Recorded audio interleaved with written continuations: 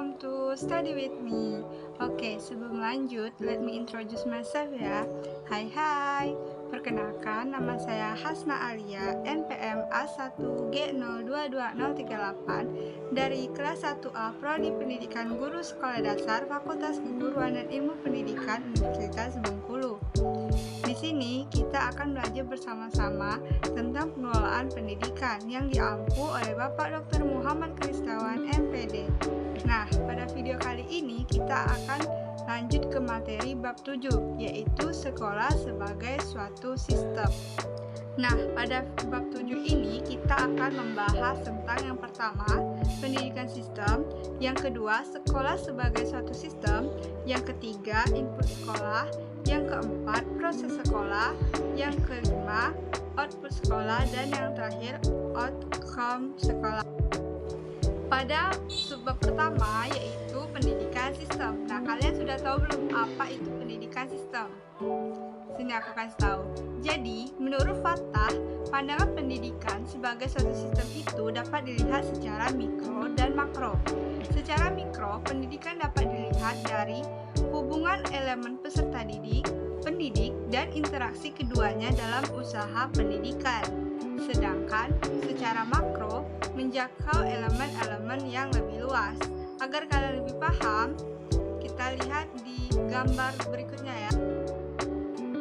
Bisa kalian lihat di samping yaitu bagan pendidikan secara mikro dan bagan pendidikan secara makro.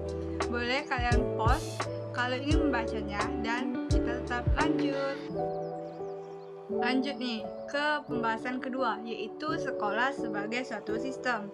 Sekolah sebagai suatu sistem mencakup beberapa komponen, di mana di antara komponen-komponen tersebut saling terdiri dari beberapa faktor, dan komponen yang satu dengan komponen yang lain saling terikat, sehingga membentuk sebuah sistem. Komponen-komponen dari sistem sekolah terdiri atas masukan atau input, proses, keluaran langsung atau output, dan keluaran tidak langsung. Nah, pembahasan ketiga itu lebih mendalam, yaitu input sekolah. Input itu artinya masukan. Segala sesuatu yang diperlukan oleh sistem sekolah untuk menghasilkan keluaran yang diharapkan. Masukan terdiri ada 3 hal nih. Yang pertama, masukan baku merupakan siswa termasuk karakteristiknya. Yang kedua, masukan instrumental merupakan guru, sarana, dan prasarana, kurikulum, dana, dan pengelolaan sekolah. Dan yang terakhir, masukan sekolah merupakan segala sesuatu yang berada di luar lingkungan sekolah. Untuk ketercapaian pendidikan bermutu, fungsional, produktif, efektif, akuntabel, maka diperlukan beberapa hal yang terkait dengan input, antara lain peserta didik, ketenagaan, fasilitas, biaya, kurikulum, perencanaan, dan evaluasi, serta hubungan dengan masyarakat dan iklim sekolah yang memadai. Lanjut nih ke proses sekolah. Apa sih proses sekolah? Menurut Sagala, tahun 2010, proses adalah perubahan dalam suatu objek atau organisme, khususnya tingkah laku atau perubahan psikologis. Proses juga merupakan segala kegiatan yang dilakukan oleh sekolah, termasuk segala proses yang terjadi di dalam sekolah atau kelas dalam rangka mengubah masukan untuk menghasilkan keluaran yang ditargetkan.